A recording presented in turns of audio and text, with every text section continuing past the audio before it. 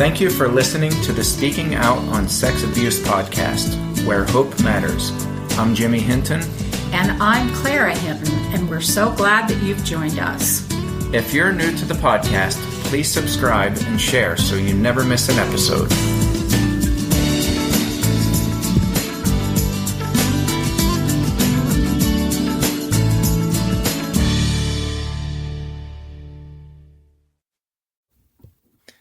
Well, thank you for listening to this episode. This week we're going to continue our conversation, and we're going to talk a little bit more about how we process through some of the abuse and the things that we heard and some of the things that we discovered. Because the ripple effects, as we talked about before, they're just unending. And it's so much stuff, so much trauma that we had to process.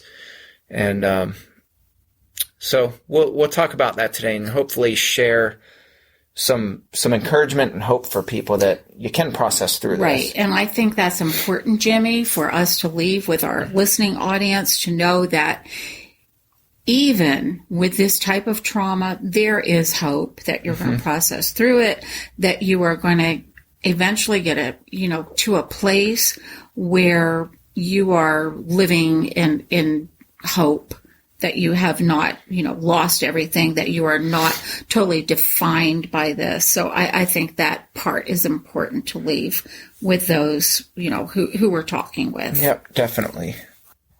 So when you found out that Dad had molested these children, I wanted to talk a little bit about how you processed that, because all of us probably know somebody, whether it's a personal friend or whether it's an acquaintance. We know somebody who's been affected by an affair, a marital affair.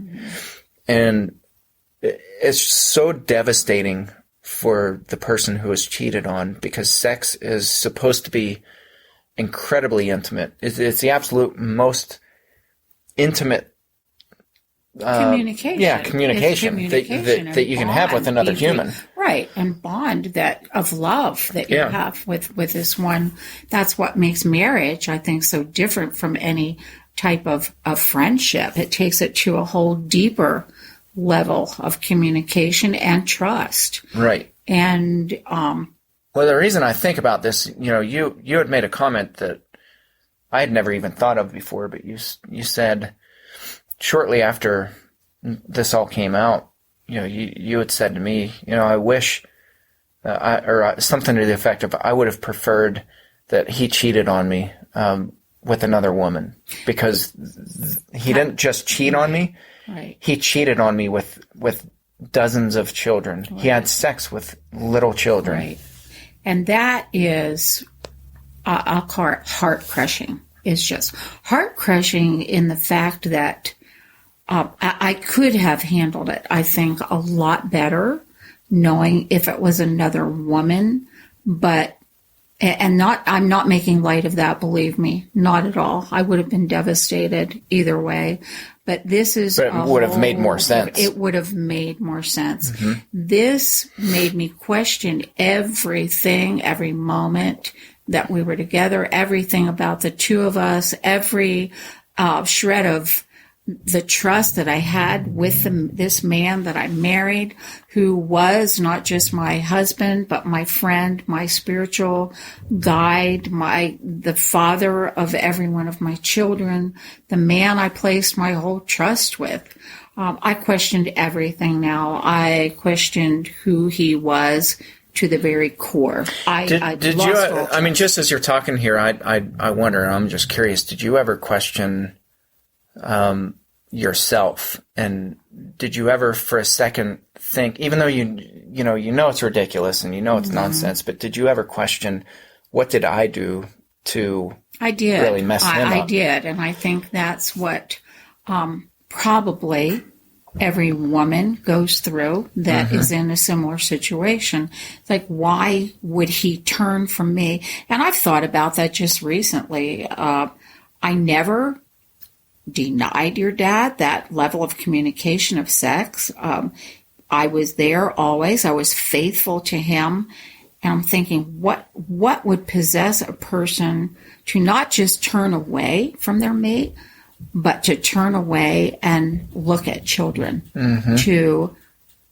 to work so hard, I'll say, to to be with a child. I can't, Jimmy, I can't wrap my mind around it. And it makes me feel dirty. It has made me feel less than a woman. When I talked to you about saying I would have preferred he had cheated with a woman, I think it's because woman to woman, I think I would have felt maybe I could have competed with a woman. How do you even say that about a child? You can't.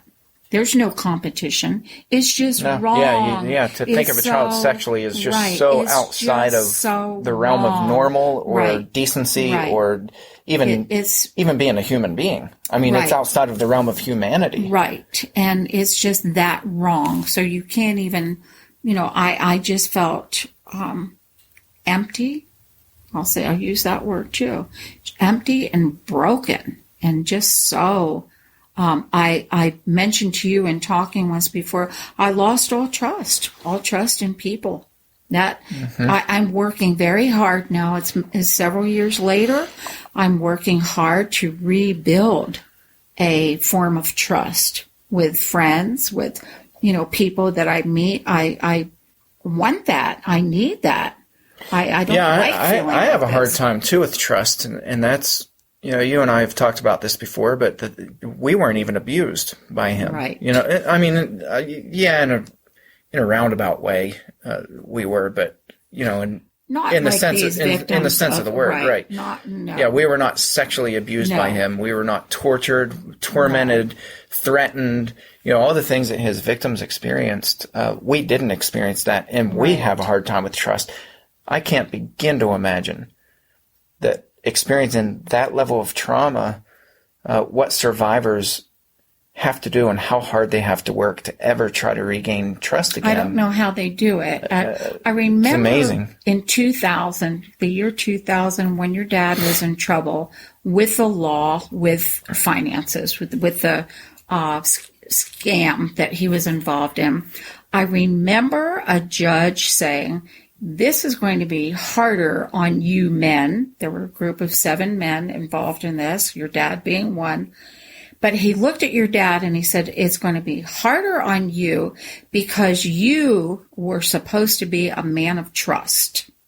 And I will never forget that, because he was a minister and he, scammed these people of their money, every bit of money they had.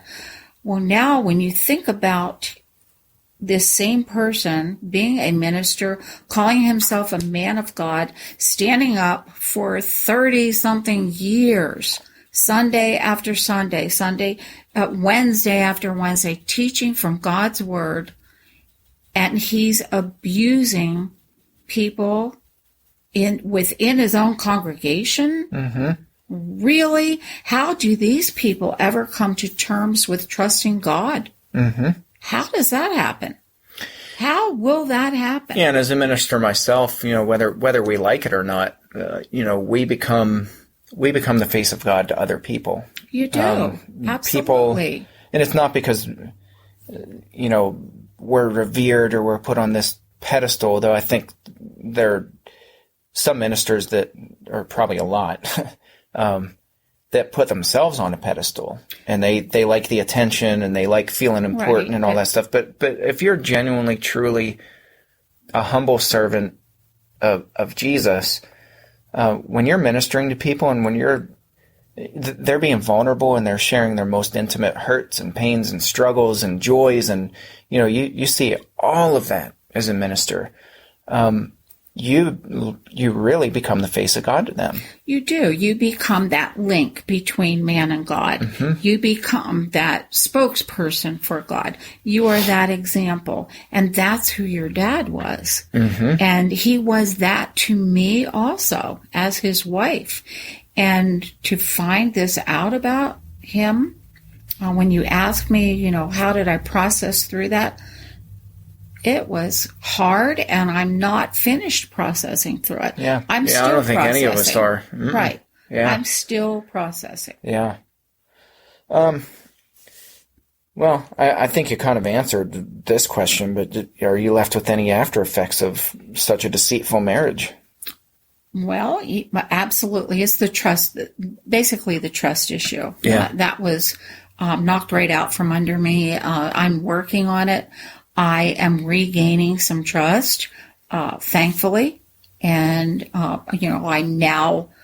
I'm more cautious, I can tell you that. And I don't know, Jimmy, that I'll ever trust anyone to the level that I trusted Dad. I really don't. I don't know. But then again, I might get there, but I'm certainly not there yet. Yeah. Not yet. Do you feel angry with God? I am not angry with God, and I am so grateful about that. I've been looking back through my journals as a kind of a briefing for these podcasts that we're having together. And to my amazement, I did not write in my journals that I was angry with God. I questioned God. Yeah. I questioned why, why this man, why I feel like God helped in the choosing of your dad, because I prayed so faithfully for a Christian husband. Mm-hmm. And I truly believed that God answered that prayer. And I married the man that I felt God helped me choose. So I've questioned God, but I have to say, I did not get angry with him in the sense that, I just shut God out of my life. No. So no. See, I had a little different experience, and I remember, and maybe that was because, just, his influence on me, and I'd gone into ministry because of him, and almost all, if not all, of my memories of him growing up were positive memories. They were good memories, and he just I idolized him as a father, as a spiritual mentor. I really idolized him, and so when I found out that not only had he sexually abused children, but I started hearing bits and pieces about how graphically he abused them, and just how egregious the abuse was. I mean, really twisted, sick, demented stuff. My heart broke for those kids on a level that, it's just one of those things, like the pure innocence of the kids. And you hear what was done to them at the hands of this person who was supposed to be their spiritual mentor as well. Right. And they didn't have the same experience as me. Mm-hmm. Their view of God is completely different than mine, because they were sexually used and thrown out by him where I wasn't. And I remember getting really angry with God. And this was probably a week after finding out, after you and I reported. And I remember just lying on the living room floor and literally crying out and just shouting at God. And I was like, how could you allow this to happen to your children? These were your children. And you did nothing to protect them from this man. You did absolutely nothing. What kind of God are you? And I was shouting out at him. And I remember asking the question, and I said, where were you, God? Where were you? When all these little kids were being abused by this monster, where were you? Jimmy, those are valid questions. Yeah, I think a lot of survivors have that same question.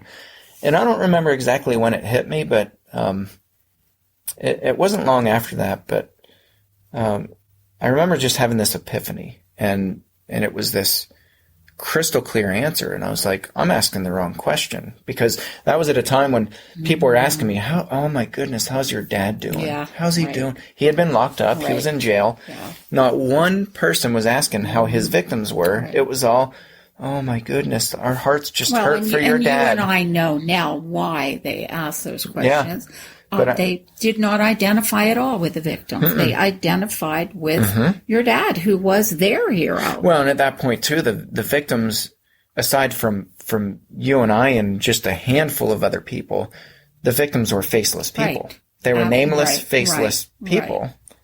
And Which makes for us, it easy to pass over. Yeah, he actually gave me a list of his victims.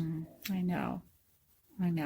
And, so I remember just being so mad with God, and I kept asking that question over and over. Where were you? Where were you? Where were you? And finally I had this aha moment. I was like, I'm asking the wrong question.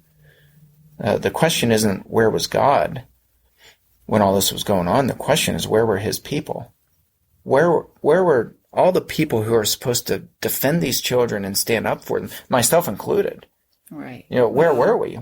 How did we miss it? And so that's what really sparked this drive that's in me. And my wife and I are pretty open about this, and I'm not embarrassed or ashamed to say it. And I try to be as transparent as possible, but it was an unhealthy obsession to the point where it started hurting our marriage. Yeah. And I obsessed over this notion that we missed it. We failed these children. You and I, and every adult who knew my father failed the children. And I still, to some degree, to a fairly big degree, I feel that way. Now, I don't feel guilty about that, and I'm not beating myself up over that. But we have a responsibility as adults, as caretakers of children. We have a responsibility to get educated and to find out, how in the world does the devil work? He's the most deceitful, cunning force as you're on this talking earth. about this, Jimmy, I think you're walking our listeners through your grief and my grief. This is all part of the process of this coming to grips with things, this crying out to God, where were you? This anger with God. Why allow this to little innocent children? The whole thing, but coming to that point, and I love that you shared this with everyone, coming to that point of, I have to do something about this so this doesn't continue to happen. Yeah, I remember one time, Natalie came home from work, and I was just immersed. I absolutely immersed myself with these books and read, and you and I were sharing books back and forth. You read as many books as I did. I was doing the same thing. I was we were just obsessed. All night reading. Yeah. And book after book after book after book after book. And my wife came home one day, and I had all these books, and I was literally sitting on the living room floor with all these piles of books around me. And I hadn't done that since I was in graduate school, seminary. And she walked home, and I must have looked exhausted, and she just said, she shook her head, and she's like, why are you doing this to yourself? Right. Haven't you been through enough? And I remember telling her, like, it's not that I want to do this, it's that I have to do this. I can't lay my head down on a pillow at night knowing that my dad, he confessed to 23 victims. We suspect there are hundreds. I can't lay my head down on a pillow at night and be silent and not figure this thing out. I can't not figure this thing out. And so, that's my way of processing through it. And, it's gotten to a much healthier place now. I was going to say, you are... That was short-lived where it was unhealthy. It was, but there again, it was part of what we had to do to get through just the digesting what had happened. I think that had to be done in order to get to a healthier place. And I think we need to be patient with people too, because everybody processes in a different way. Yes. And, for me, it was... I'm a researcher just to my core. And so for me, like, I was just driven. Absolutely driven. And I still am. I'm just driven to learn and to understand. And, if there's a rock on the ground, I'm going to flip it over 90 different directions to try to figure out every single angle. And, I want to know that rock inside and out and what's underneath it and beside it and up and on top of it. That's just how I process. You processed in a completely different way. Did. Even though you were reading books and things like that, you took to writing, writing your blog, puking your emotions out. Right. And I had to. I spilled my guts, literally, to, and that was my cry out, really, for support. But in doing that, little did I know, there were others who were crying out for help. And so, that's the fascinating thing, I think, for both of us, that in this process of pain and anger and guilt, you might call it, for not knowing, there is also this cycle of healing coming about that's incredibly surprising, but good, I'll call it. Good, Well, I think, too, I was absolutely shocked at the numbers of survivors who they just find us and they reach out to us. And I mean, I've never spent money on marketing, and I probably never will. I just don't. I'm not a marketer, and I'm not about self-marketing. For us, it was just, I started writing from the very first word that I pecked on the keyboard. I started writing just as a way to help process and think through this. And, I continue to blog, and, I do abuse seminars and things like that. For me, knowing that I'm affecting change, that's a healing thing, and that's a reassuring thing. And I think when you share your heart, when you share your grief, your hurt, your pain, is a truism that you have halved it. You've cut it in half. You really have. When you share with someone, you release part of your pain. So that's always a message I give to those, and I know you do too, who are survivors of abuse, that when they get that courage to speak up, their healing begins. It absolutely even if it begins. doesn't feel like healing, because it's a long, hurtful, step-by-step process. But when you look back and you see how far you've come and how strong you've gotten, and that's what's been really probably the most encouraging for me. I've had people ask, they're like, "Well, are you seeing a therapist?" "No, I'm not." "Well, you might want to think about it." And I'm like, I don't. Right. I don't need to see a therapist like this. And I'm certainly not saying, well, there are people, nobody needs to see a therapist. I'm not saying that. I'm just saying that, through thinking through this and really processing trauma and being open and transparent and not just talking about it, but using that knowledge to help other people, that becomes really healing. Like you said, and I like that. Piece by piece, bit by bit. It releases, and it is step by step. It is years for us now. When you look back and think, oh my, this is 2018. The arrest was in 2012. Yeah, this July will be 7 years. Right. So we're not talking that this took 12 months. We're talking to get to where we are. And by no means would I say I am healed.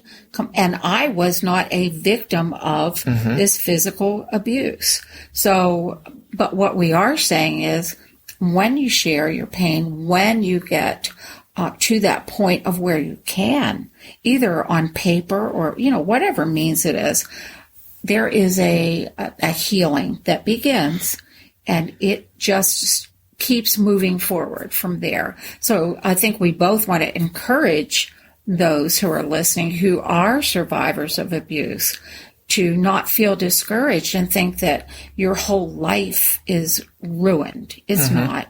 It is not.